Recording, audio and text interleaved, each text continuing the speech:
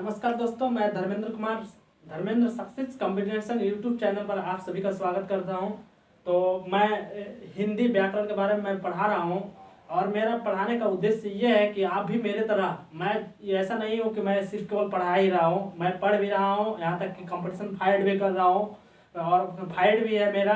तो मैं बताऊंगा क्या क्या मैं क्रॉस कर चुका हूं और मैं वो चीज़ को बता रहा हूं जिससे हम रूबरू हो चुके हैं। ठीक है, तो आप इस जो हम पढ़ा रहे हैं उसे आप देखना ना भूलें, क्योंकि भले अगर ये यूट्यूब पे आप मेरा ये दिखे या ना दिखे, लेकिन आप इसे अच्छी तरह से क्या बोलते हैं इसको सुनिए, मेरी आवाज़ को सुनिए। जो लेखपाल भारती अभी आ रही है ना, लेखपाल भारती कह लीजिए या सी टेट कह लीजिए, MP टेट कह लीजिए, बिहार टेट कह लीजिए। अभी तो बिहार टेट और सी टेट चल रहा है और सुपर टेट की तैयारी चल रही है। तो सुपर टेट में भी पूछता है, MP टेट में भी पूछता है, लेखपाल में भी पूछता है, यानी कि हिंदी व्याकरण से जरूर पूछता है। यानी कि वनडे एग्जाम में जिस वनडे एग्जाम के जिस वो है आपका वैकेंसी है, अगर उसमें सिलेबस में अगर हिंदी दिया है तो मैं 100% कहता हूँ कि उससे इस मतलब हिंदी व्याकरण जरूर रहता है। ठीक है, तो आप लेखपाल के आप पिछले उठा करके देख सकते हैं PDF आप, तो उसमें भी यानी कि इसके बारे में है। तो सबसे पहले मैंने बताया था यानी कि स्वर और व्यंजन के माने मैंने बताया स्वर व्यंजन क्या होता है, कैसे होता है, उसका प्रकार क्या है और वह किस प्रकार से है, और उच्चारण स्थान के बारे में मैंने बताया, जो कि 100% एकदम बिल्कुल क्या है वो अपने स्थान पर मायने रखता है, उससे जरूर क्वेश्चन पूछता है। तो मैंने कहीं ना कहीं अच्छे ही चीजें को मैं बता रहा हूँ, जो चीज आता है 100% आता है वही चीज मैं बता रहा हूँ, जो पेपर में आता है वही बता रहा हूँ, अलग से कुछ नहीं बता रहे हैं। आप इसे देखना ना भूलें और इस वीडियो को देखने के साथ साथ आप इसे सब्सक्राइब करें, कमेंट करें, आप कमेंट में लिख दीजिए जो मन करे और फिर लाइक भी करिए और आप इसे सुनिए, मेरे आवाज को सुनिए। आप सुनने से ही आप जान जाएंगे। एक छोटा सा बच्चा ना जो 5 में पढ़ता है, 4th में पढ़ता है, मतलब लेवल निचले लेवल का है, वो भी समझ सकता है। अगर आप संधि नहीं जान रहे हैं तो आप इसे देखें, अच्छी तरह से देखें मैं क्या पढ़ा रहा हूँ और इसे अच्छी तरह से समझ लीजिए। सिर्फ केवल सुन लीजिए ना, तो आप एकदम बिल्कुल जैसे सूत्र याद करते हैं ना सवाल लगाने के लिए, वैसे सूत्र के टाइप का है। सिर्फ केवल 60 में मैं बता रहा हूँ और 60 में ही जानिए। अब ये पूरा समझिए, एक तरह से विस्तार हो जाएगा पूरा, आप ऑलराउंडर कहीं से भी बता लेंगे, कहीं से भी कुछ भी बता लेंगे। ठीक है, तो मैं वो बता रहा हूँ, वो टॉपिक से मेरा। तो संधि के भेद बात जानेंगे। संधि 3 प्रकार का होता है, आप अच्छी तरह जानते हैं, स्वर संधि, व्यंजन संधि और विसर्ग संधि। तो आज स्वर संधि के भेद के बारे में जानेंगे। ये 5 प्रकार का होता है, दीर्घ संधि, यड़ संधि, वृद्धि संधि, गुण संधि, अयाधि संधि। तो ठीक है, तो यही होता है। तो आप आज जानेंगे दीर्घ संधि के बारे में। देखिए एकदम दीर्घ संधि बिल्कुल आसान है, आप आराम से कर लेंगे। एंट्रेंस अभी बीएड का एंट्रेंस होगा, लेखपाल भर्ती आ रहा है, उसकी भी तैयारी चल रही है और अभी सी टेट सुपर टेट है, उसमें एकदम बिल्कुल पूछता है। आप एकदम नहीं भूलिएगा, कभी नहीं भूलिएगा दीर्घ संधि या ये गुण संधि, वृद्धि संधि, अयाधि संधि, यड़ संधि आप कभी नहीं भूलिएगा, जो हम पढ़ा देंगे। तो आप जानिए सबसे पहले दीर्घ संधि। जब आ छोटी बड़ी छोटा बड़ा री के बाद, री के बाद यानी कि आ छोटी बड़ी छोटा बड़ा री के बाद समान स्वर आवे, यानी कि समान स्वर का मतलब क्या है, यानी कि यही स्वर फिर पुनः आवे, यानी कि संधि विच्छेद करते समय फिर पुनः यही स्वर आ जाए, तो वहां पर समझ लीजिए क्या होगा, दीर्घ संधि होगा।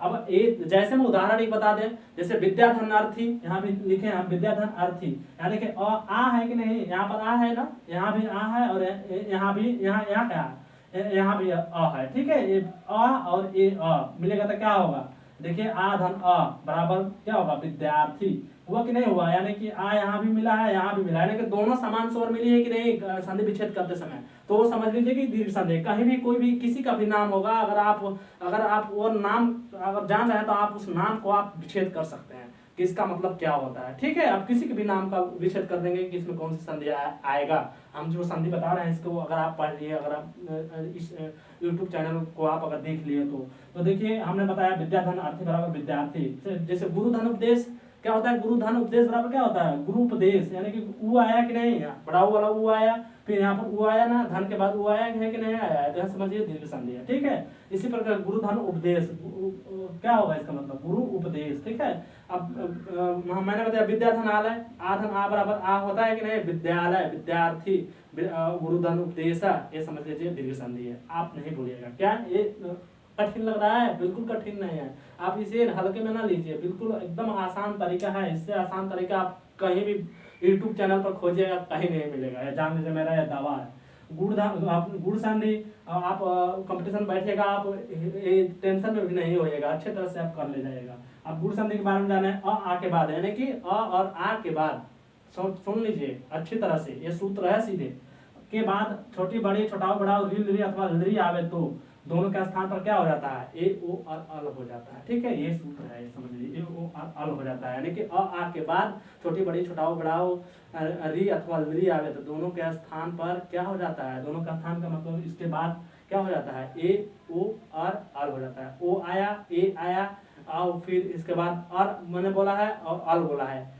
ठीक है, तो अब सबसे पहले आप देखें यहाँ, जैसे उदाहरण देख लीजिए, मैंने इस बोला है, इसी में से आप कोनों को एक तोड़ लीजिए, सारा जान लेंगे। ठीक है, आप देखें, नर धन इंद्र, मैंने बोला था ना कि अ आ के बाद अ और आ, यहाँ है कि नहीं, अ और आ के बाद क्या हुआ, यहाँ पर अ आया है कि नहीं, तोड़ने पर आया है ना, तो इसके बाद छोटी बड़ी छोटा बड़ा चाहे कोई भी अक्षर आ जाए वहां पर क्या होगा, संधि होगा। ठीक है, तो यहाँ का नर धन इंद्र बराबर क्या होगा, नरेंद्र। ठीक है, अब यहाँ देखो परम धन ईश्वर, अ आया है कि नहीं, अ के बाद ही तो कोई स्वर आया है, मैंने बोला है अ आ के बाद छोटी बड़ी छोटा बढ़ाओ री अथवा ली आवे तो दोनों के स्थान पर ए ओ और अलग हो जाता है। ठीक है, मैंने बोला है एक ही मात्रा है कि नहीं, में एक ही मात्रा है ना, यहाँ संधि विच्छेद करेंगे तो क्या होगा, ई छिपा रहता है, पर में तो ई आएगा में के बाद। ठीक है, तो उसी प्रकार है परम धन ईश्वर परमेश्वर, है कि नहीं, ए आया है कि नहीं, सूर्य धन उदय, सूर्य धन उदय, यानी कि सूर्योदय, अ आया कि नहीं, अ के बाद ही तो छोटाऊ की मात्रा आया है कि नहीं, इसी प्रकार से ली भी है,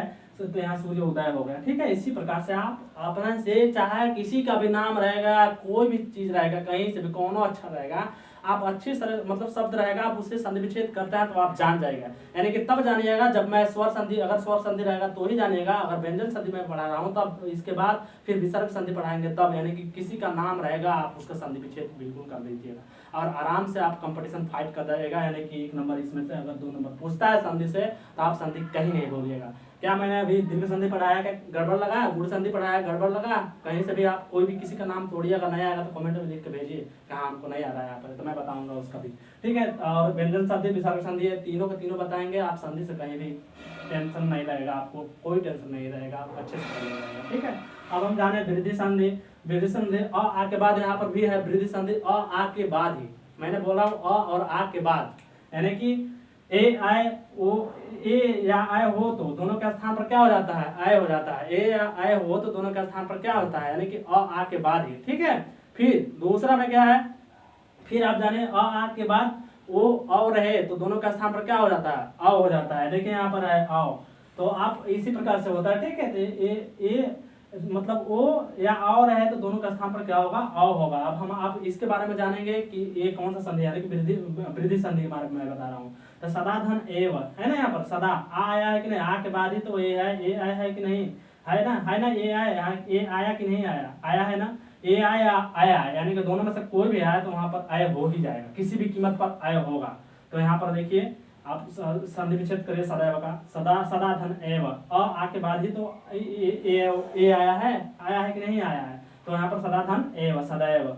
उसी प्रकार से महाऔषधि, महा ये है महा धन औषधि, आ आया है कि नहीं, देखिए ये आया है ना, तो यहाँ आया कि नहीं, पहले आया है ना, मैंने बोला है ना कि आ के बाद, यानी कि आ के बाद आया कि नहीं, आ के बाद औ है। ठीक है, यानी कि ओ आओ हो तो, यानी कि आ के बाद ओ या आओ हो तो दोनों का स्थान पर क्या होगा, आओ होगा, होगा कि नहीं, हुआ कि नहीं हुआ, आराम से हुआ, अच्छी तरह से हुआ, यानी कि फर्स्ट सेकेंड दोनों आपको वृद्धि संधि में ये सूत्र याद होना चाहिए। सूत्र है, समझ लीजिए एक तरह से गणित का सूत्र है, सब एकदम 100% आप भूलेंगे नहीं, आप आराम से लेखपाल भर्ती में आप हिंदी से अच्छे से कर ले आइएगा, सुपर टेट में भी अच्छे से कर लीजिएगा, टेट में भी अच्छे प्रकार से कर लीजिएगा। मैं इसी का स्टूडेंट हूँ और इसी मतलब हमारा टीचिंग लाइन में टीजीटी की मैं तैयारी कर रहा हूँ इस समय, और मेरा टेट वगैरह फाइट ही है, तो मैं इसीलिए मैं ये सब पढ़ा रहा हूँ। आप पढ़ लीजिए अच्छी तरह से, बहुत अच्छे से जान जाएगा, संधि विच्छेद करने एकदम बिल्कुल कोई दिक्कत ही नहीं होगा।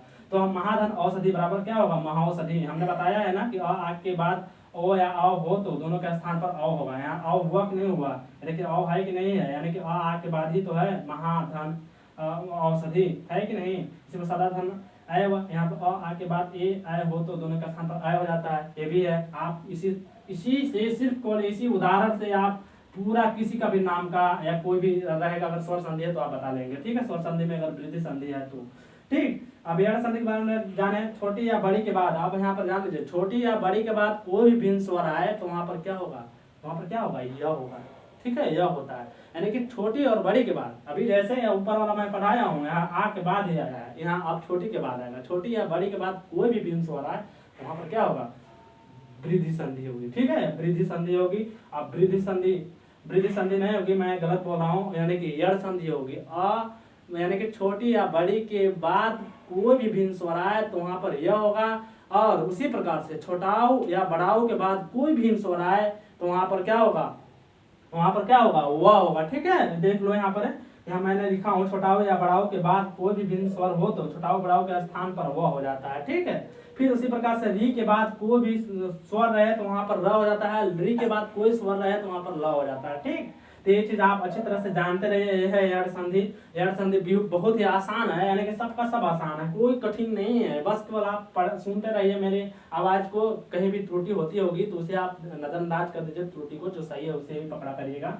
क्योंकि अब मेरे पास जैसी व्यवस्था है उसी प्रकार से मैं धीरे धीरे करके मैं सब चीज कर लूंगा, यानी करने का कोशिश कर रहे हैं। आप लोगों को कभी इस तरह के कंपटीशन में दिक्कत नहीं होगी। बाकी सब सारा जो सिलेबस में रहता है वो तो आपको करना ही पड़ेगा, लेकिन जो हिंदी सिलेबस अगर उसमें है, अगर जियोग्राफी सिलेबस है, हिंदी सिलेबस है, मैथ सिलेबस है, तो ये सब तो अलग अलग होता है ना। तो पार्ट वाइज मैं आज सिर्फ हिंदी में पढ़ा रहा हूँ, हिंदी में मैं आपको सारा चीज मैं बता रहा हूँ। ठीक है, तो अब ये देखिए, अब यानी कि ज्यादातर आपका आता है, यानी कि इसी से आता है, सबसे ज्यादा व्याकरण ही पूछता है, जान लीजिए।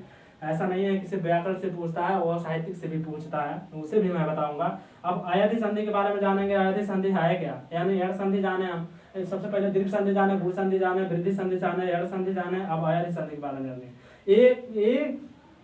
ए को अय, ओ को आय, ए को अय, ओ को क्या होता है, ओ को आओ, और फिर आय को आय और औ को आओ बोलते हैं। ठीक है, यानी कि कोई भी स्वर हो तो, बाद में कोई भी स्वर हो तो ए के स्थान पर अय, अय के स्थान पर ए के स्थान पर अय, और अय के स्थान पर आय, ओ के स्थान पर औ, और फिर इसके बाद औ के स्थान पर आओ होगा। ठीक है, यदि बाद में कोई स्वर रहे तो। अब मैं बता दूं, यहाँ पर देखिए, हमने यहाँ पर लेकर भी आया है पो धन अना।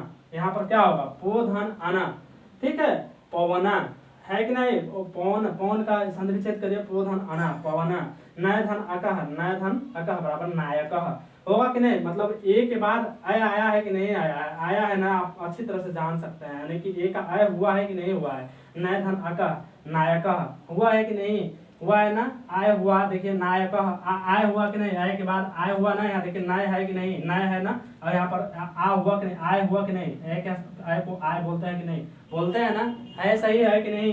तो यहाँ पर क्या होगा, नायका, भो धन अना भवना, भो धन अना भवना। ओ के बाद औ है कि नहीं, औ है ना, तो वह यहाँ आया है कि नहीं आया है, आराम से आया है ना, तो भवना, यहाँ पर भवना होगा। ठीक है, तो ये है अयाधि संधि। ठीक, तो इसी प्रकार से आप हमारे इस वीडियो को सब्सक्राइब करें और कमेंट करें। मेरा वीडियो है Dharmendra success combination YouTube channel, तो आप इसे देखना ना भूले। आप यानी कि आपको कहीं किसी किताब को पढ़ने की जरूरत नहीं है संधि विच्छेद के लिए। ठीक है, सिर्फ मेरा वीडियो पढ़ते जाइए। बहुत ज्यादा मिनट का मैं नहीं बना रहा हूँ, यानी 1 घंटा 2 घंटा का नहीं बना रहा हूँ। इसे पढ़ाने में जानते हैं कितना समय लेते हैं, यानी कि 1 घंटा 1.5 घंटा 2 घंटा तक चला जाता है सिर्फ संधि बताने में। लेकिन मैं ऐसा वीडियो लेकर आया हूँ कि जो कि 20 मिनट के अंदर में ही मैं पूरा सेटलमेंट कर रहा हूँ। सिर्फ केवल 1 2 3 बार हमारे वीडियो को देखते जाइए। अगर आपके दिमाग में अगर नहीं धसा ना, तो फिर हमारे कमेंट में आप चाहे जो लिख कर भेज दीजिए, मैं उसे एक्सेप्ट करूंगा, ये जान लीजिए। आप कमेंट भी करिए और सब्सक्राइब जरूर करिए। आप कभी नहीं भूलिएगा, यह संधि हम अच्छी तरह से बता रहे हैं। अब व्यंजन संधि रहा है, मैं व्यंजन संधि के बारे में मैं लेकर आऊंगा। इसके बाद विसर्ग संधि लेकर आऊंगा। पूरा संधि आप हमारा पढ़ते जाइए। आपको कहीं कोचिंग करने की जरूरत नहीं है और नहीं ज़्यादा दिमाग दौड़ाने की जरूरत है। सिर्फ केवल आप हमारा वीडियो 20 मिनट 30 मिनट तक, आधा घंटा तक मतलब देखिए, 2-3 बार देखिए, अच्छे तरह से देखिए, एकदम बारीकी देखिए। ये मैं जो भी बताया हूँ यह सूत्र के बराबर है, समझ लीजिए, सूत्र है, सूत्र ही समझ लीजिए। मैं जो भी कुछ बताऊंगा संस्कृत में बताऊंगा, जो भी चीज मैं बता दूंगा वो समझ लीजिए, उसको कभी नहीं भूलिएगा, कभी नहीं भूलिएगा, दिमाग में एकदम पूरा बैठा रहेगा। अभी मैं बता दूं, अभी आप जो भी कुछ जो कंपटीशन मैंने बैठा है वो मैं हिंदी से कहीं भी कुछ भी पूछ देता है, मैं सारा का सारा कर ले आता हूँ, समझ लीजिए। 100 में 100 हिंदी में कर लेता हूँ। तो इसीलिए मैं आपको हिंदी पढ़ा रहा हूँ। आप हमारे वीडियो को देखना ना भूलें, सब्सक्राइब जरूर करें और कमेंट करें और ज़्यादा से ज़्यादा शेयर करने का भी कोशिश करें। Thank you. मैं आज इतने ही सिर्फ संधि पढ़ाया हमने, स्वर संधि के बारे में आपको बताया, 5 संधि कैसे कैसे होता है। अब इसके बारे में आप जानिए, आप अपने से पूरा करते जाइए, कोई दिक्कत नहीं है। यानी कि ऐसे इस तरह का तमाम नाम हैं, अब बहुत से नाम है, उतना पढ़ने लगेंगे तो पूरा पूरा रात बीत जाएगा, तब वो किसी संधि विच्छेद करने के बाद भी नहीं खत्म होगा, कई कई महीना लगेगा तब वो नहीं, किसी का इतनी सारा पूरा तमाम नाम है तो कितने लोगों का संधि विच्छेद करिएगा। तो यहाँ मैं सिर्फ केवल एक एक दो दो तीन तीन करके मैं आपको सिर्फ समझाने के लिए इतना किया हो, आप अच्छी तरह से समझ गए होंगे, हमारे वीडियो को देखिए तो समझ में आएगा। Thank you. तो आप आज फिर इसके बाद दूसरे टॉपिक्स यानी कि व्यंजन लेकर आएंगे, यानी कि इसी का भेद, ठीक है। व्यंजन संधि के बारे में क्या है, कैसे है, विषम संधि क्या है, अब ये दो चीज़ बचा है। अब संधि के एक भेद में स्वर संधि के बारे में मैं बता दिया हूँ। Thank you. तो आप सभी को दोस्तों, आप सभी से फिर से रिक्वेस्ट है कि हमारी वीडियो जरूर सब्सक्राइब करें, इसे नज़रअंदाज ना करें। आप भले दिख रहा हो या ना दिख रहा हो इस बोर्ड हमारे वीडियो में, लेकिन हमारी वाणी को जरूर सुनिए। Thank you. तो फिर मिलते हैं।